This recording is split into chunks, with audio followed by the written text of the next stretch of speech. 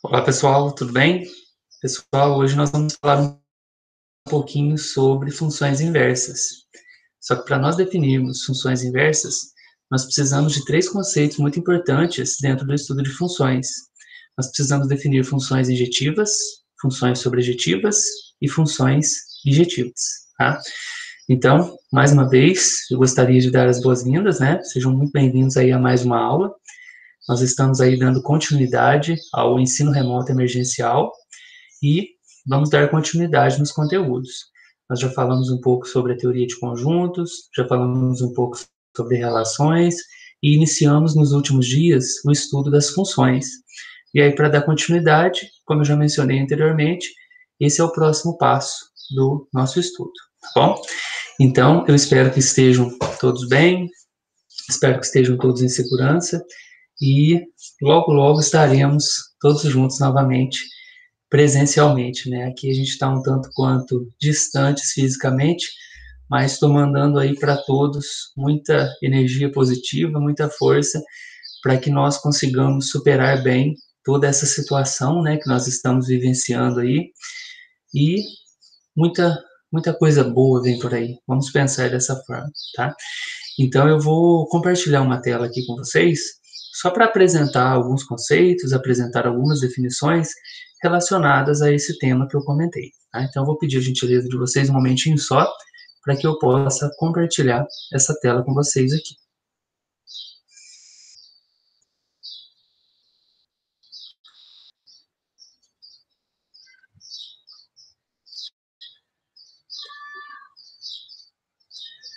Bom, então, conforme eu mencionei, o objetivo dessa aula é apresentar para vocês as funções injetoras, sobrejetoras, bijetoras e o conceito de inversas. Então, mais uma vez, né? Sejam muito bem-vindos a mais essa aula e vamos que vamos, gente. Então, aqui estão os tópicos da aula. Bom, para nós definirmos as funções injetoras, sobrejetoras, bijetoras e inversas, eu vou iniciar com essa contextualização, né, essa ideia aqui para a gente chegar na primeira definição. Tá? Nós já definimos nas últimas aulas aí o que é uma função, nós vimos uma série de propriedades, e aí agora vamos pensar então no seguinte. O que nós já vimos é que toda função f de a em b, ela associa a cada elemento de A um único elemento de B. Só que aí tem uma coisinha, gente. Nada garante o contrário. Ou seja, não se pode dizer que todo elemento da imagem de F é imagem de um único elemento de A. Porque nós já sabemos, nós já estudamos isso lá no início do estudo de funções, que quando nós definimos uma função f, né, e aí pensando em dois conjuntos A e B, uma função f de A em B, essa função ela vai associar a cada elemento do A um único elemento do B. Beleza, essa definição de função. Mas aí o que a gente pode dizer agora em termos do elemento lá da imagem, quando ele é considerado como sendo assim, ó, imagina que eu estou considerando esse conjunto da imagem, eu quero saber se ele é a imagem de um único elemento lá do A. Será que isso é verdade? Quando que isso vai ocorrer? Né? Então, quando isso acontece, quando nós temos lá que todo elemento da imagem de F é a imagem de um único elemento de A, então pensando, saindo daqui e vindo para cá, né? Essas funções que satisfazem essa característica, elas recebem um nome especial. E esse nome especial nós vamos ver na definição. A primeira definição que eu vou apresentar nessa aula para vocês, tá? Então vamos a essa definição. O que diz a definição? Uma função f de a em b, ela vai ser denominada injetora, mas também ela recebe outros nomes. Ela também pode ser chamada de biunívoca ou injetiva e também pode ser chamada de função 1 a 1. Então, olha quantos nomes que vocês vão poder encontrar aí, dependendo do material qual você esteja estudando. Então, pode aparecer lá uma função injetora, pode aparecer injetiva, pode aparecer biunívoca, pode aparecer 1 a 1. Então, todos esses nomes vão querer dizer a mesma coisa. Mas o que é, então? Uma função, então, ela vai ser esse tanto de nomezinho que eu mencionei aí, né? Mas que normalmente a gente costuma dizer mais injetora, né? Quando? Quando nós tivermos essa implicação aqui, ó. Se eu tiver f de x1 igual a f de x2, isso vai implicar que x1 é igual a x2, tá?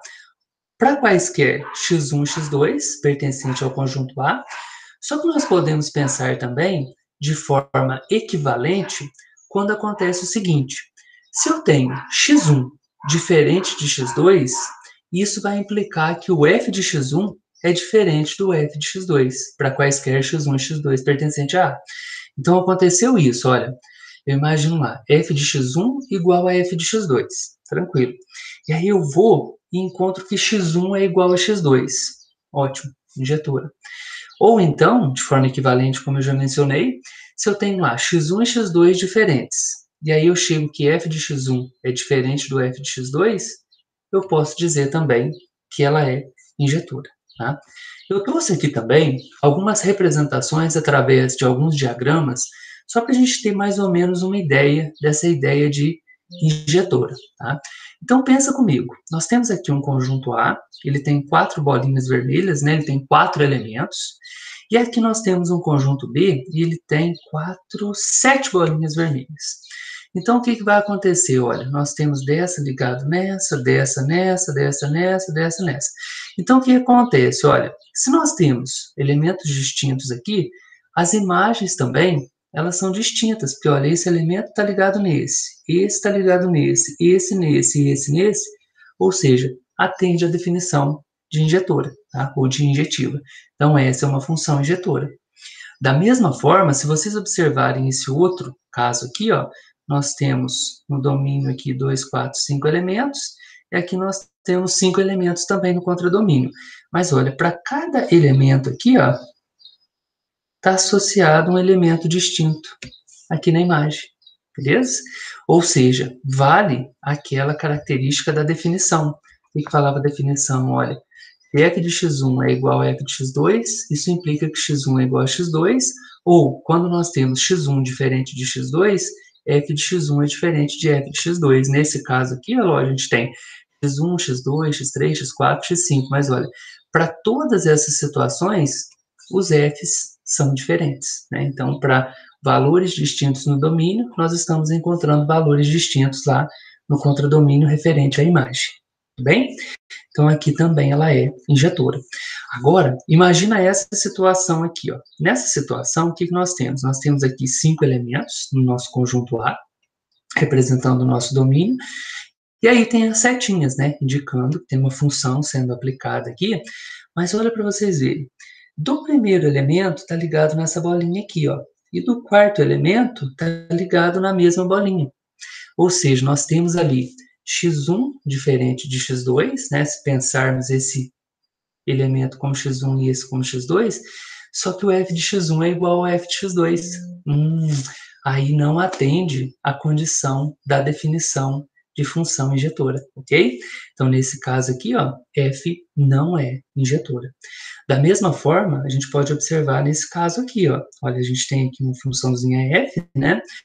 Definida de A em B, e o que acontece? Aqui, ó, dessa bolinha ligando aqui, dessa ligando aqui, ó, só que a imagem é a mesma. Então, f de um é igual a f do outro. Então, não atende a condição da definição de ser injetora, beleza? Então, eu trouxe a definição formal do que é uma função ser injetora e trouxe também alguns exemplos através de diagramas, né, que eu acho que essa questão da visualização às vezes ajuda bastante no nosso entendimento de algumas definições, tá bom?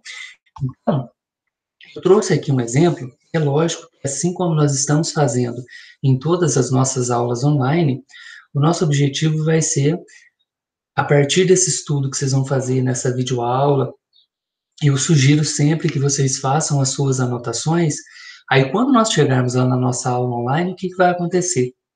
A gente vai retomar essas definições, vamos amadurecer a ideia dessas definições, e aí nós vamos dar uma discutida, né, brincar um pouquinho com esses exemplos que serão apresentados aqui.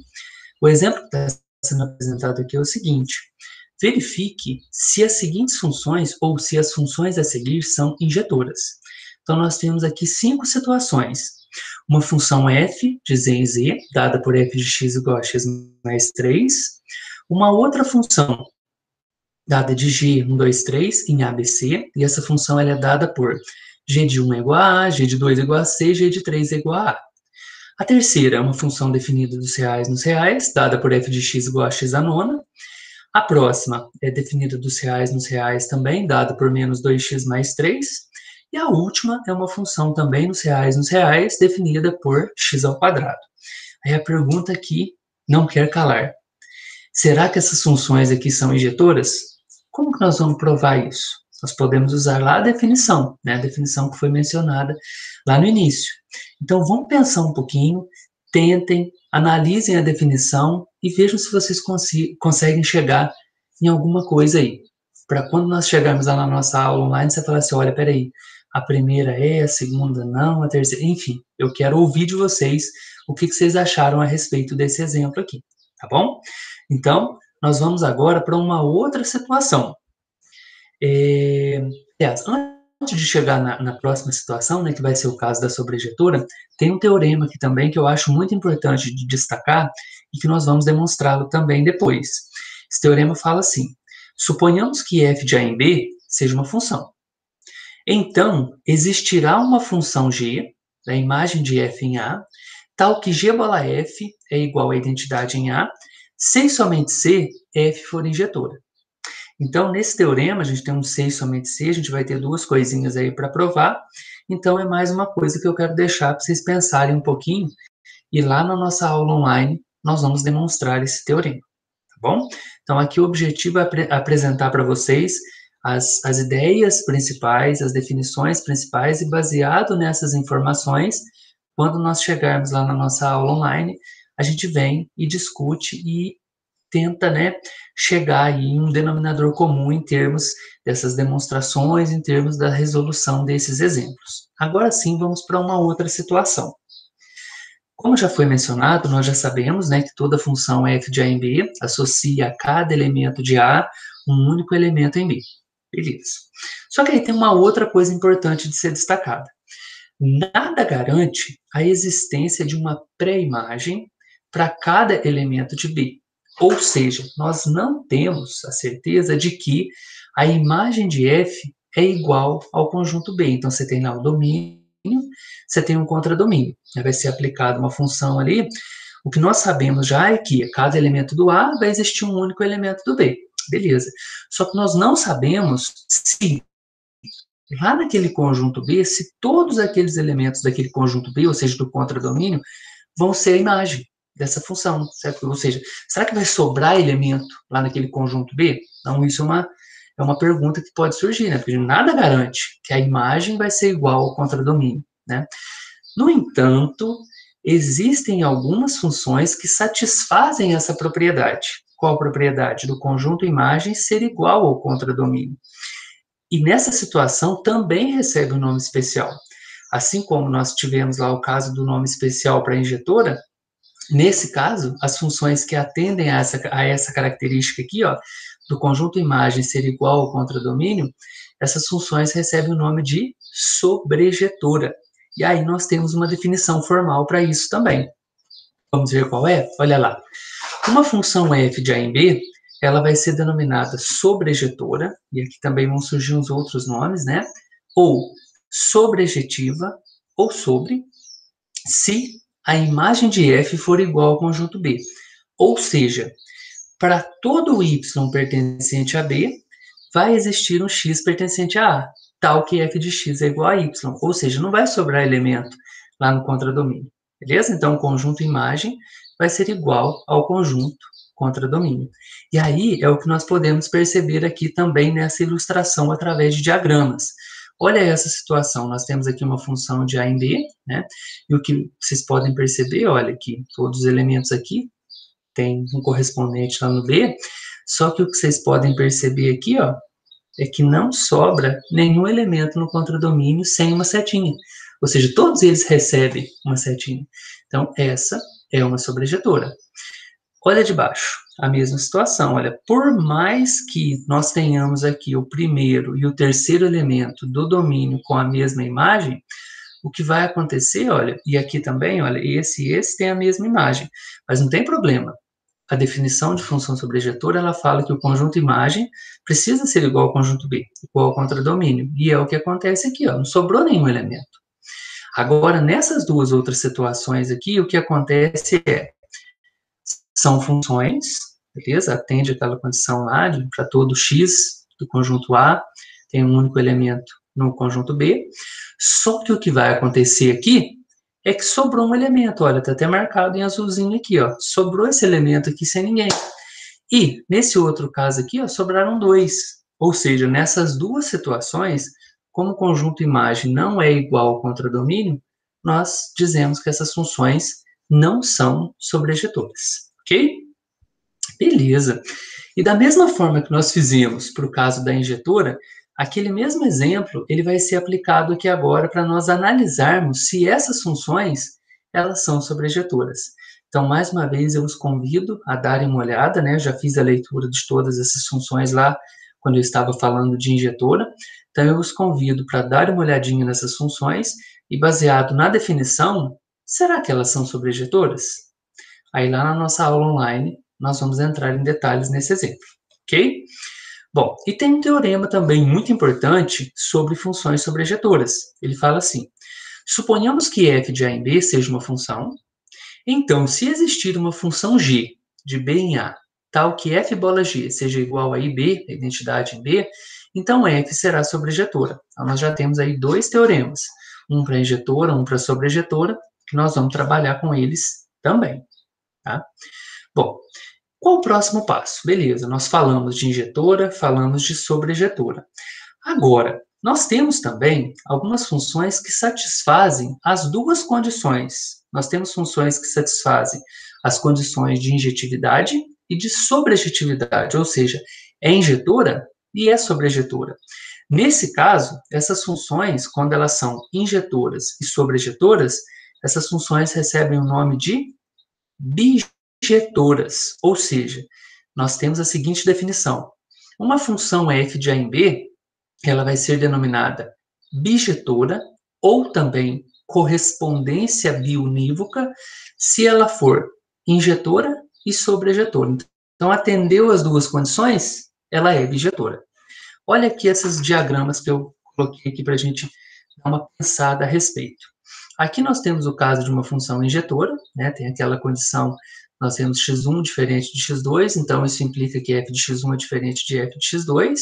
Então, vocês podem perceber que sobrou elemento aqui, mas não tem problema, né? O que garante o fato dela ser injetora é justamente a definição, né? Se você tem x1 igual a x2, isso implica que f de x1 igual a f de x2, ou se você tem x1 diferente de x2, isso implica que f de x1 é diferente de f de x2. Então, atende à definição.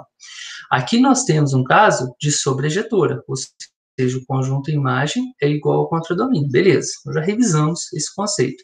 E aqui nós temos um caso de função bijetora. Por quê? Porque ela é tanto injetora quanto sobrejetora. O que acontece aqui? Ó? Nós temos x1, x2, x3 distintos, f de x1, f de x2 e f de x3 distintos, injetora. E o conjunto imagem é igual ao conjunto contradomínio, ou seja, é injetora e é sobrejetora, é uma função bijetora, beleza?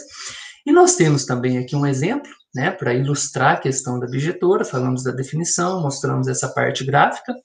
Olha um exemplo, para vocês pensarem um pouquinho.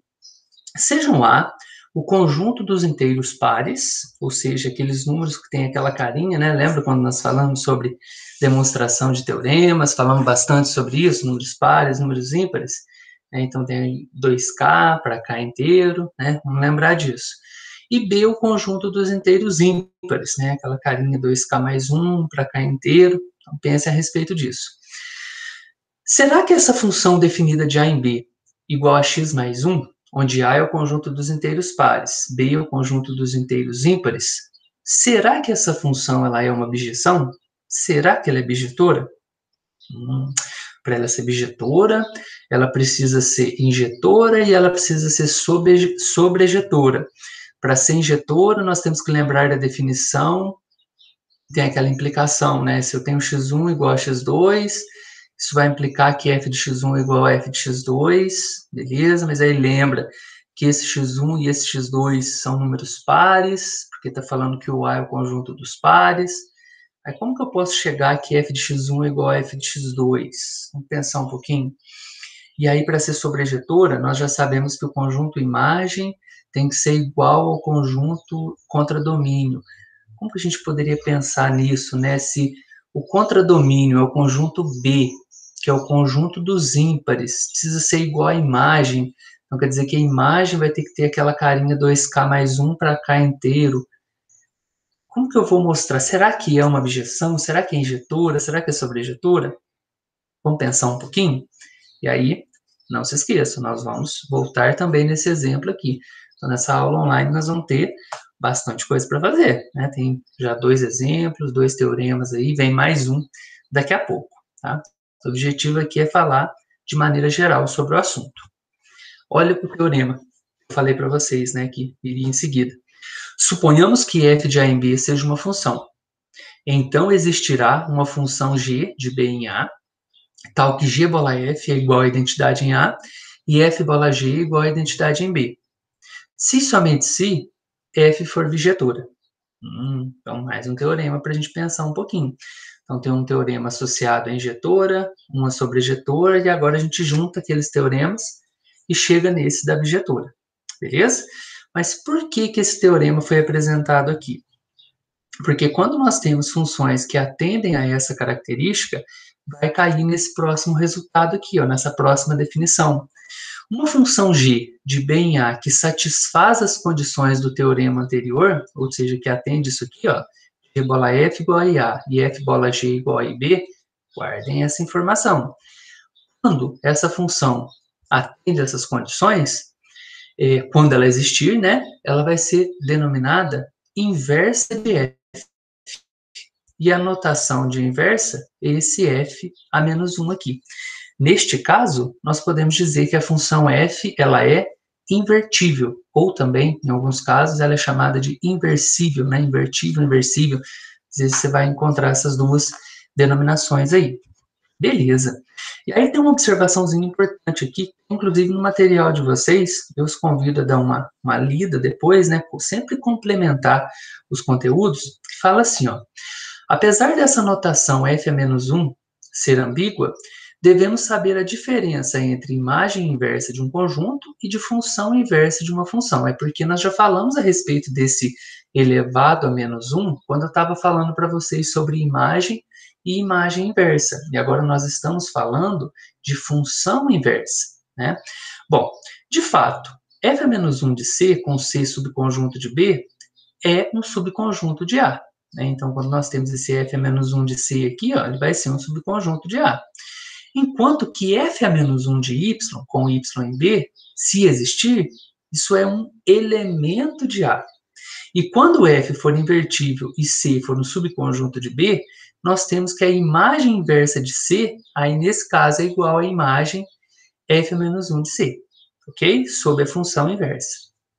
Então, tomar bastante cuidado com a ideia que nós trabalhamos sobre imagem inversa, definição de imagem inversa. Eu convido vocês a voltarem lá no vídeo sobre imagem inversa, com o caso da função inversa. Beleza. E tem um corolário aqui que fala o seguinte: dado uma função f de A em B, se existir a inversa f menos 1, né, a notação f menos 1, então f será bijetora. Além disso, a inversa da inversa é igual a f. Bom, em outras palavras, o que nós podemos dizer é que uma função ser bijetora é equivalente a essa função ser invertível.